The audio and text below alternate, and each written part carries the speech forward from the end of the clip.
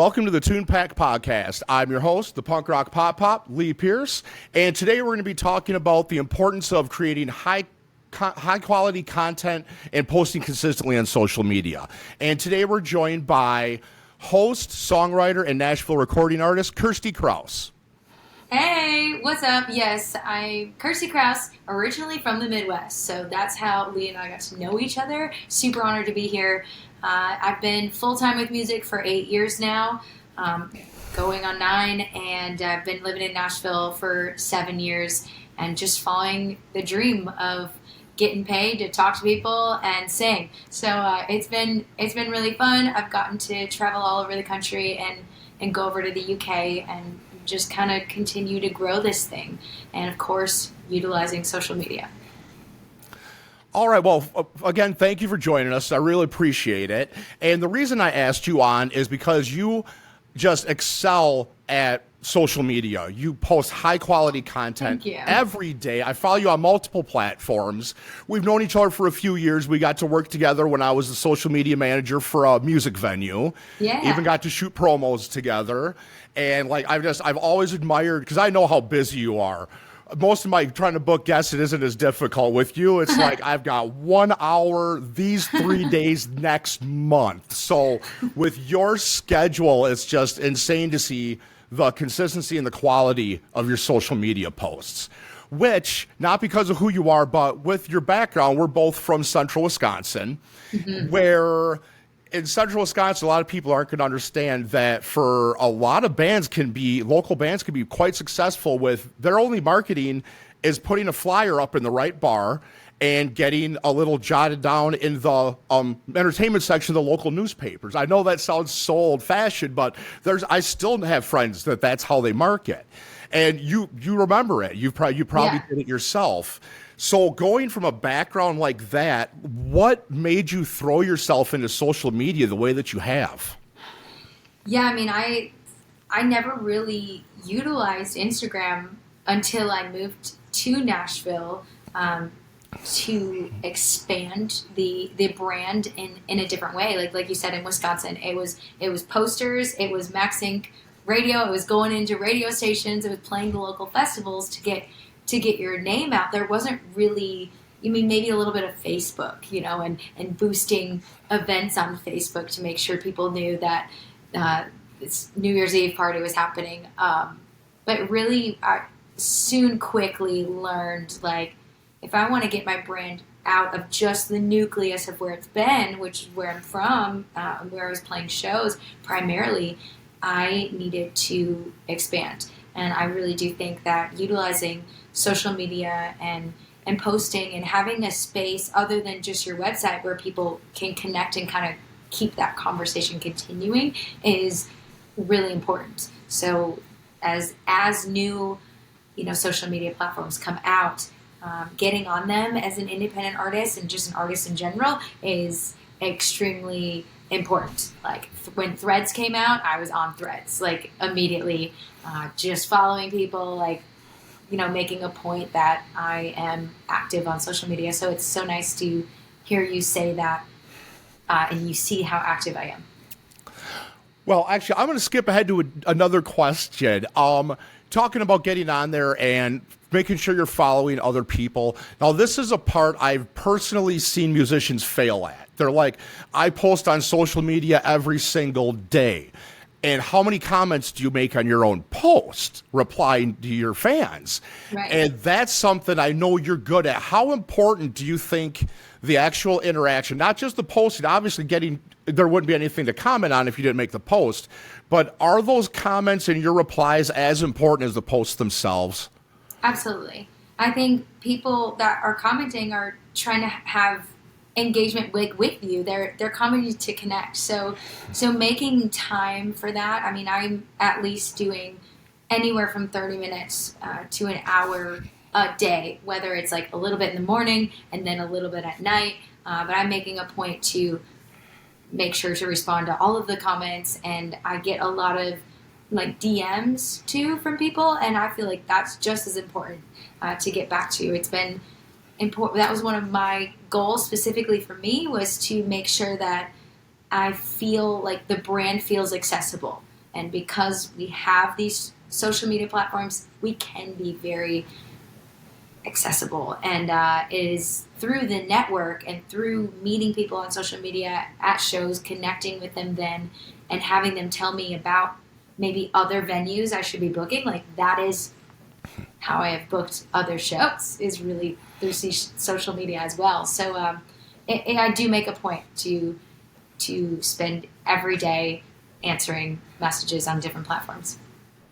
Well, and those fans that you're interacting with, those are the ones that come to your show and come up and meet you and shake your hand afterwards and buy merch.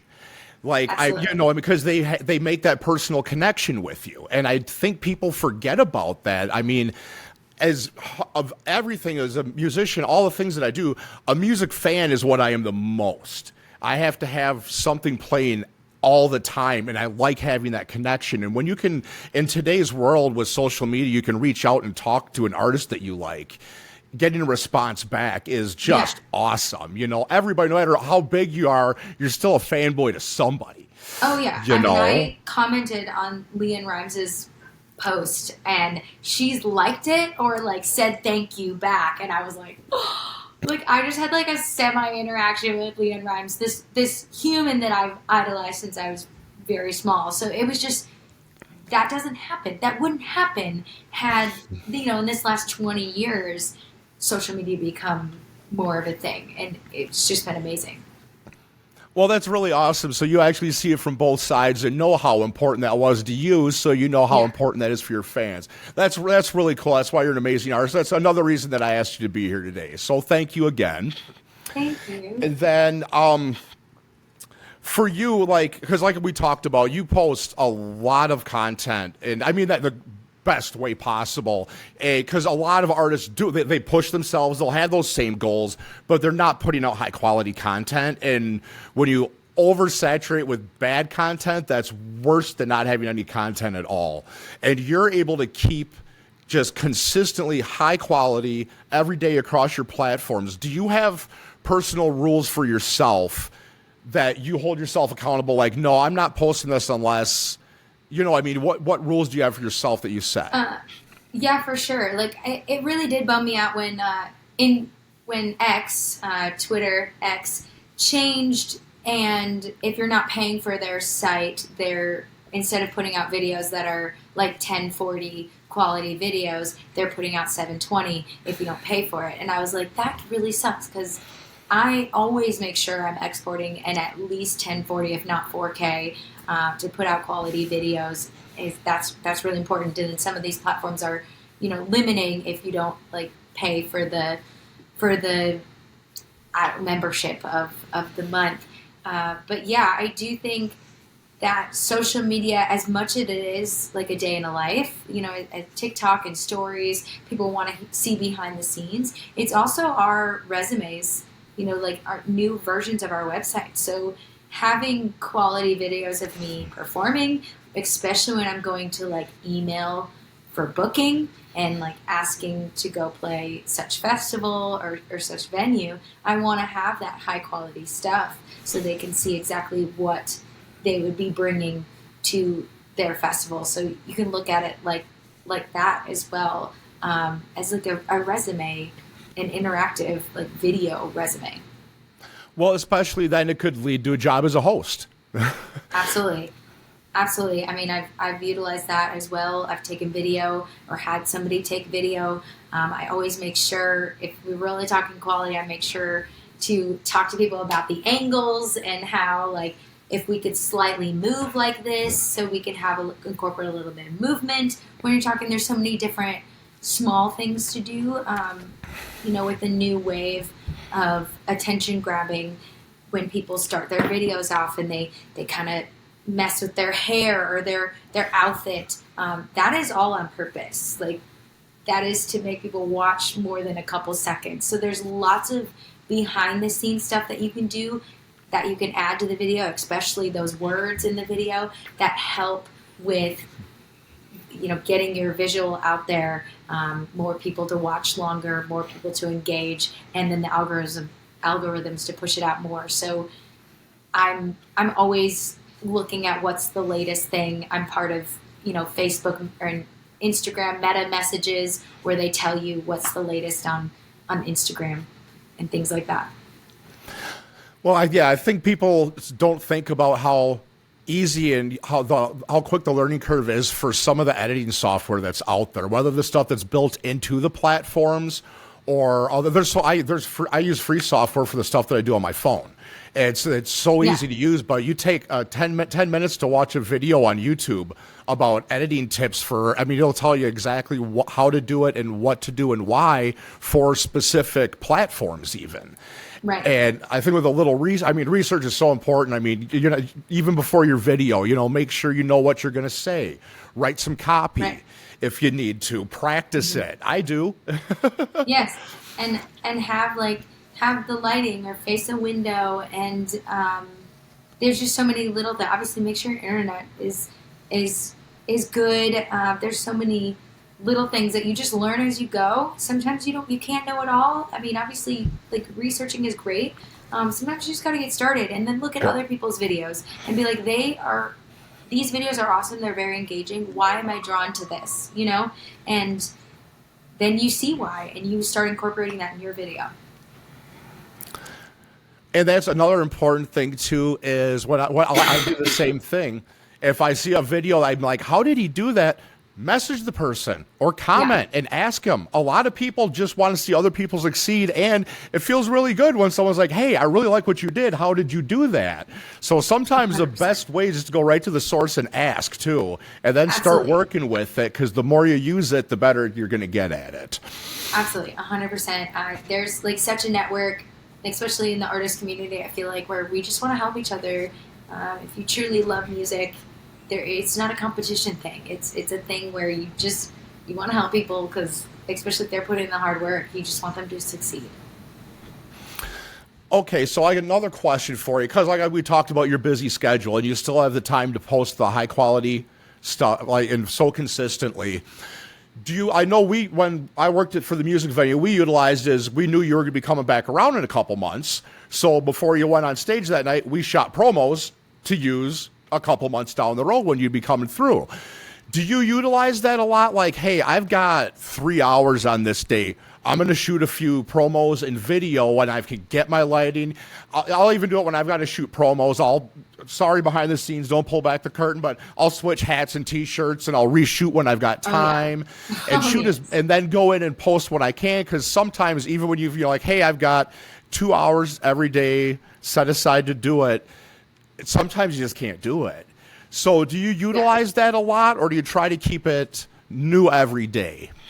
I do both. So I post on, let's say, X. I post on Twitter every morning, and sometimes it's just what happened last night. Let's just recap, because I always want to post in the morning for them. A lot of my fans on there are from the UK, so they're 7 hours in advance. So I just keep that in mind. Like, when is the best time, or when are people expecting me to post on these type of platforms?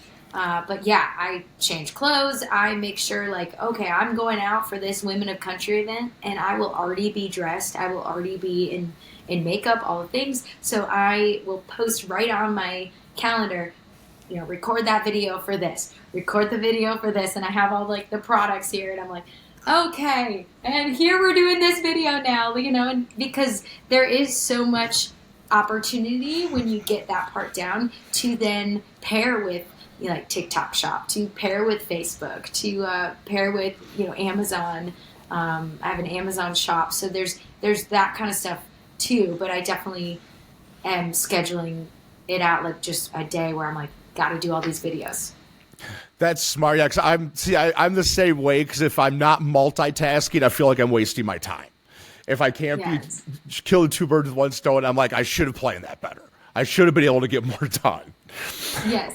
And as a female, I feel like it's a little bit harder, where we need to, like, have makeup on, and and there's a little extra that goes into it. So if I can block it together as much as possible, then that really does help as far as time wise. Yeah, it's way easier for me. All I got to do is adjust the light and switch hats or something. So yeah, you're good. But as far as scheduling goes, I don't do that many scheduled posts. Like maybe on Bands in Town, I schedule for a show to be released later, on a day that is better for it to be announced. Because as soon as you post on Bands in Town, then it's announced to your followers. So stuff like that. The day before release, I'm working the night before to make sure that stuff goes out at 8 a.m. or things. So I don't have to feel super stressed the next morning trying to get it all done like on the spot, on the fly. I want to make sure all the links are good. So those kind of things I schedule. Otherwise, it's very rare for me to schedule things in advance. I know people do that. I feel like there are so many things that come up in the wheels of life that I found that if I did have a schedule, I was like circling back and being like, wait, I need to move this to here. And you know what? It felt like more work. That is something that I do record everything in blocks, so like on a Sunday, I'll be like, today I'm recording this dolly cover and this thing, and I'm going to record a little video about these t-shirts. So I have a bunch of things actually saved on my photos, and I have them saved as favorites, and that's stuff to pull from. And then once I use it, I like unheart it, and so it's not my favorites anymore. So I know like, okay, these are things that I was going to be posting that are in the hopper. So I kind of have something every day to post. That's awesome. How I love that you say you don't like to plan ahead, but you are the most organized person I think I've ever spoken to. You might not realize that. I mean, that technically is planning, but not in like online, not in like a schedule this post kind of thing. I just like know what I have to pull from. But yeah. Okay, so when it comes to creating content for artists that are just getting into the content creation, the videos and stuff for posting for social media, what do you feel like some basic equipment for being able to even set up like this if they wanted to be asked to be on a podcast, or if you just want a more professional sounding daily post, just a good morning, this is what I got going on this week kind of post, but you still want higher quality. What do you think some basic equipment that artists could get? I mean, CapCut is great. Right now, CapCut is down for the U.S., so we'll figure out when that's coming back in a couple of days. I was battling with that this morning. I didn't even know until I went to use it today. I was like, oh, I didn't know. Yeah, it's I can see how that kind of makes sense, only because CapCut was partnering with TikTok in many ways as far as like fun filters, and you can make yourself like a class of the 70s, those kind of filters were happening. So I'm sure they're just a little bit behind more than TikTok because they were not as big of an entity. But as far as like standard stuff, this is a ring light. This is about $100 on Amazon. I've had it since 2020 when everything really became online and I needed a ring light. And so I was doing a lot of interviews. And so I really highly recommend something that puts light. I'm trying to think. I have, a microphone like the Michael Jackson standard mic, the SMB 28, and so that's been really helpful when I need to do like voiceover stuff. And I just use GarageBand to do that. Like anything free and easy. But I can't think of. Can you think of anything else?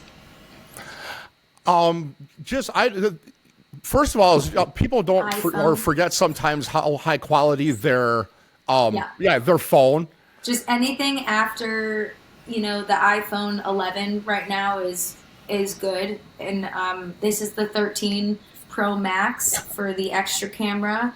So I made sure to get that, and I'm actually about to upgrade because it's been a little over 2 years. So I'm going to get the 16 Pro Max with the 1 terabyte space, so I can have all the space that I need, and I'm not fighting for that. I think you transferred that. I have like a tickle cough. I'm gonna have to get some water. Yeah, I've got the 13 Pro Max too, and it shoots in 4K. It's got that cinematic mode, And plus you got built-in filters. It's actually, yeah, people forget. And then look up online, and real cheap, you can get a pair of mega clip-on mics, Bluetooth, that plug right in, and you can get excellent sound. Actually, that's how I picked up a decent small tripod, and that's how I shoot my solo promos, is with my phone. Awesome. Yeah, I've seen those where you just hold them, and it really is like such quality audio. And so even just to like speak to the microphone, have it be dynamic where you don't hear everything around, and then even just to like sing in it would be great. Yeah, I got a pair. You can actually clip them right on your shirt, and it doesn't pick up any. Yeah, they're awesome. I was surprised. People like, oh, try it on. I finally did, and of course, everyone was right. Yeah. But yeah, I think people forget, and then especially when the editing software that you can get on mobile, especially that's where you get all the easy free apps. Where you can't get free programs for PC editing software that doesn't have a watermark on it. So that's another thing when you're looking for stuff. You got to make sure.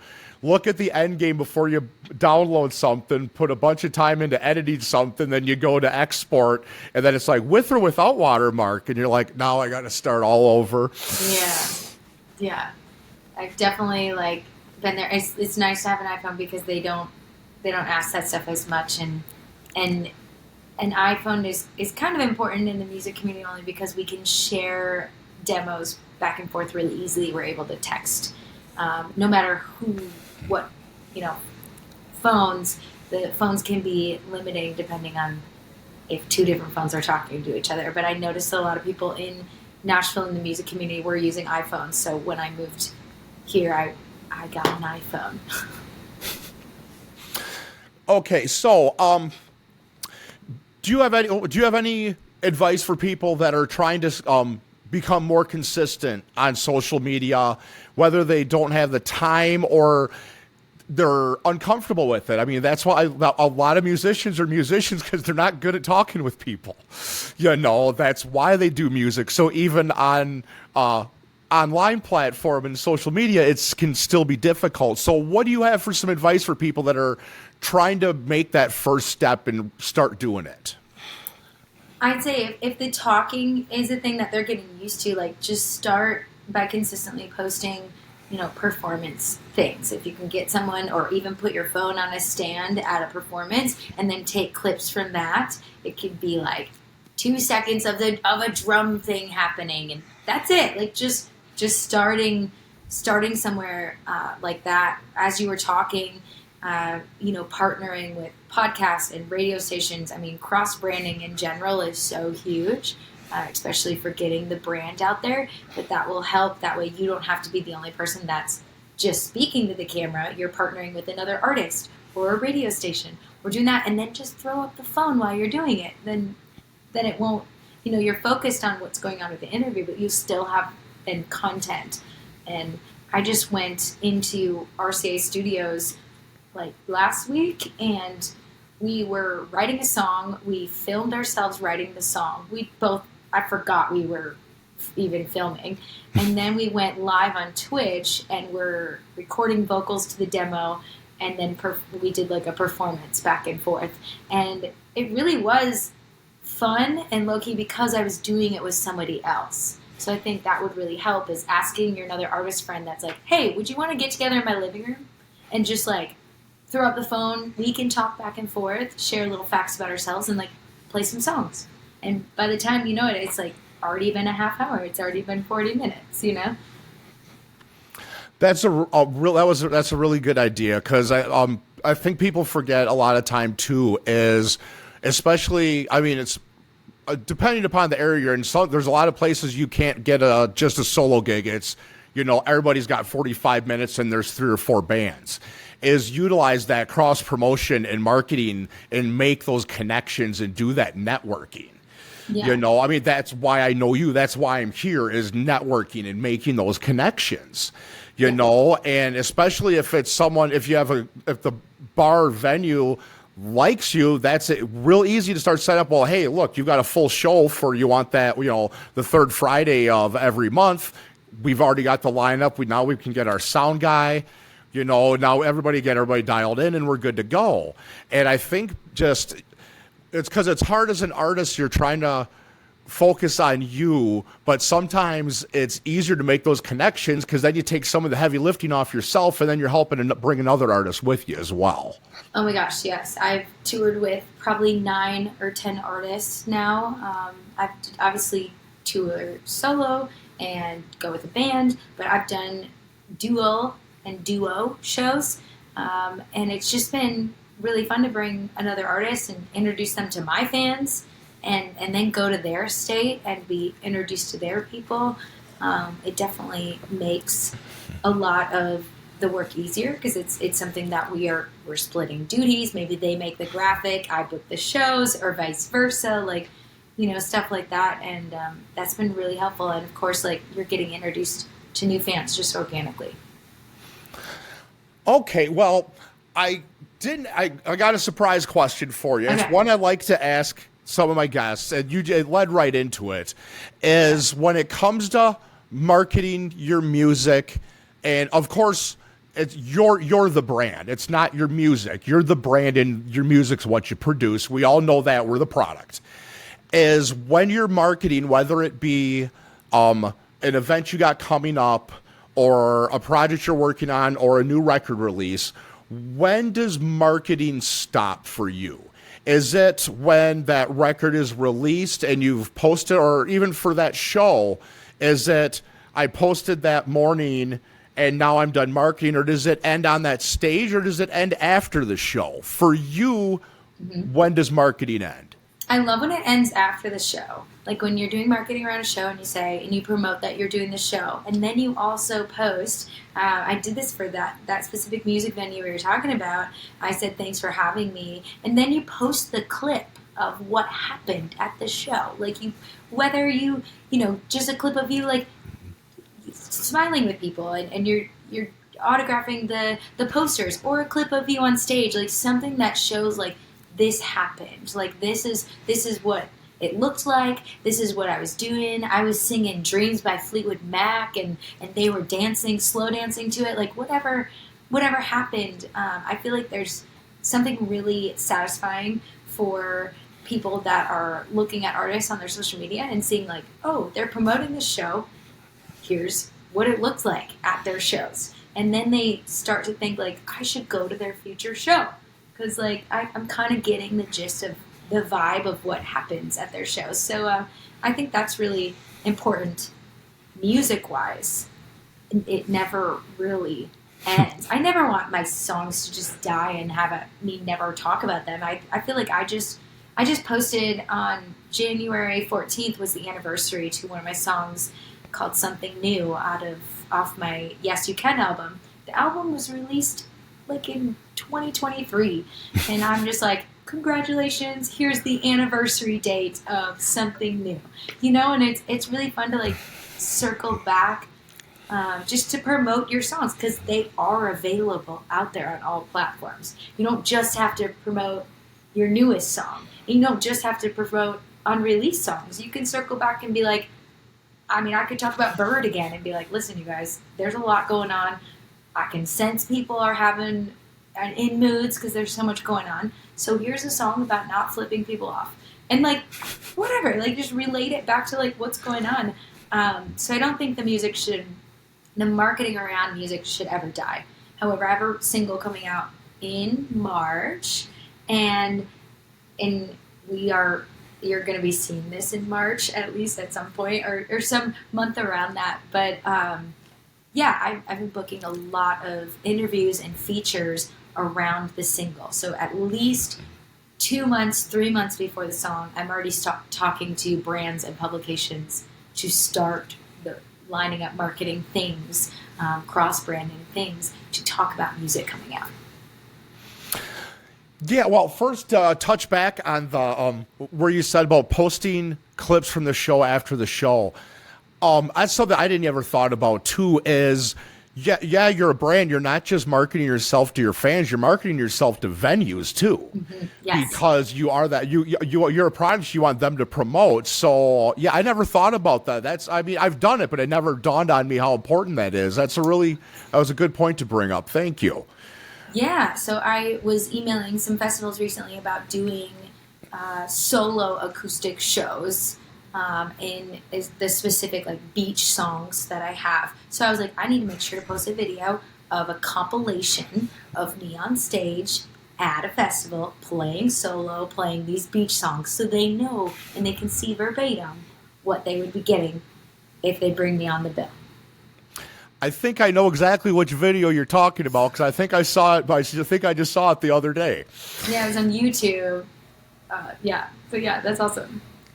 Okay, and then again, I like circle back again, but what you were talking about, like posting about the anniversary of a song release, that's really important because, yeah, like you said, you don't want those songs to die, but also artists grow and change whether we want to or not. Just life does that. No album's going to sound exactly like the last one, and maybe the current thing that you're working on somebody might be like, that's all right. But then you post that song from 2 years ago and they're like, whoa. And that could build you a whole new fan base from something that you were kind of over even, but you're still like, no, there might be people that would get into that more than they do my newer stuff or this project that I was in. Yeah, that's such a good point. Yeah, because you got to know your target audience. And like you were talking about, even knowing when to what time of the day to post is analytics people. I'm going to talk about this every episode.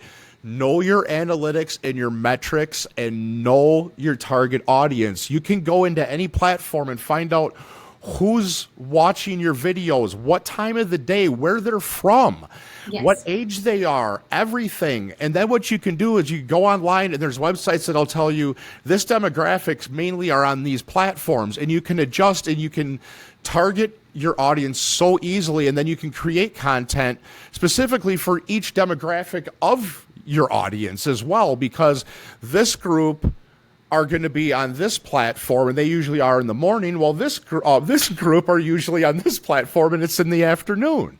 So, yeah, you have a fan base, but you can really break it down and get specific if you want to. And people need to utilize that. Absolutely. If you're a female artist, like obviously getting female fans requires a lot more work than because just automatically male fans happen. So let's be real. That's just how it works. Like, male country artists get more female fans easier than they do, their male fans. So having content, you can specifically do a video and say, hey, my girls, this is what's going on, this is how I'm feeling lately, or I made a vision board. Maybe, I guess men make vision boards too. But like, I made a vision board, let's talk about this, Dolly Parton's Queen, stuff like that. But then you just post that out to females.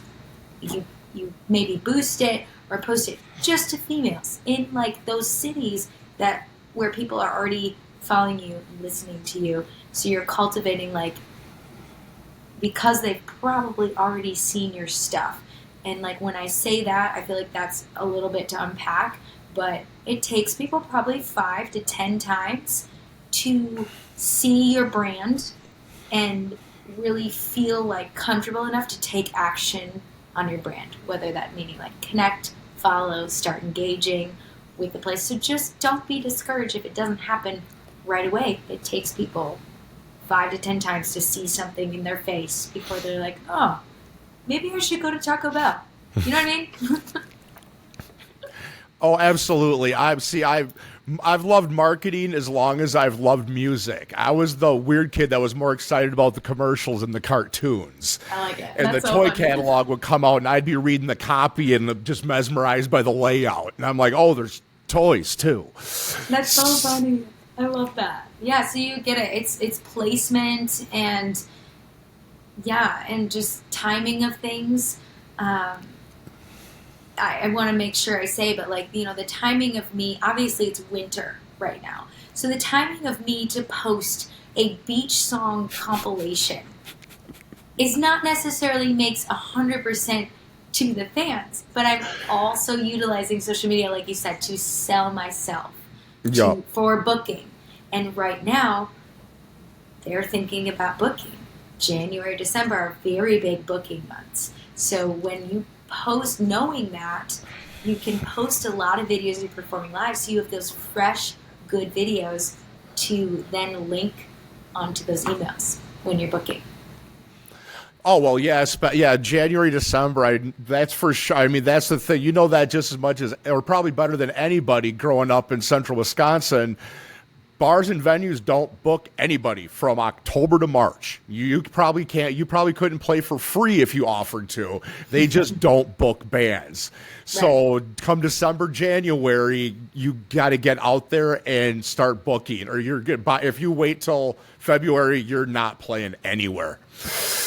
Right. And because they're in those months thinking about summertime. And that's when they're starting to book everything for this summer and like 3 or 4 months out. So thinking about this for festivals and putting content that they can like see you visually, as far as the quality, is smart to do during these months. Just a little extra tip. Look at you planning ahead. Yes. All right. So, do you have any last advice that you want to leave us with when it comes to content on social media and interacting with fans? I would say, I mean, there's so many things, but I would literally say like series are becoming really popular. So it's a great way to engage with people and have them almost like go back to your platform to see where the series is continued or left off. If you tell a long story and break it up, or if you say, I'm going to post a cover video every Wednesday, or I'm going to read a positive quote every Thursday at 3 p.m. Join me, send me positive quotes. You know, like something just that's literally meaningful to you, that's consistent, just helps. And obviously it helps to keep yourself accountable as well. And then just making sure that you're brightening up your videos and adding a little saturation, colors, making it look pretty, always helps too. I love what you said about talking about yourself, talking about your favorite things, talking about things that you're going through, because when you do that, your fans get to learn more about you. And as they do, they're going to feel closer to you. They're going to understand you more. And our music is what we're going through. It is what we're feeling. That's what we're writing. So if the fans can relate to you, they're going to relate to the music. So the more the fans, that they peek behind the curtain that they get, the better chance they're going to like your music.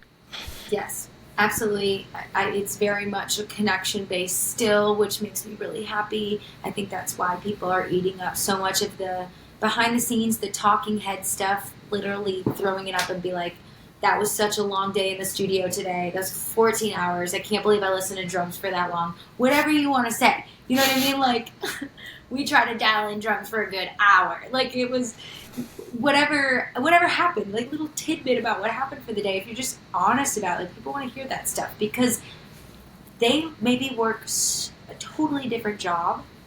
And so they have it's interesting for them to hear what you did and try to wrap their brain around what your world is like. I mean, you can take 2 steps in my apartment and tell immediately that I'm a musician. And that's just by my hat wall and guitars hanging on the wall and lanyards everywhere. Like, just little things like that. But, you know, people don't see that stuff. They don't maybe always see that stuff. You got to tell them. That's a good point. I like that. Well, like you were saying, vision boards. See, guys make them. Mine's just covered with skateboards, luchador masks, and rubber chickens. But it obviously worked because here I am with my skateboards, my luchador masks, and rubber chickens. I love it.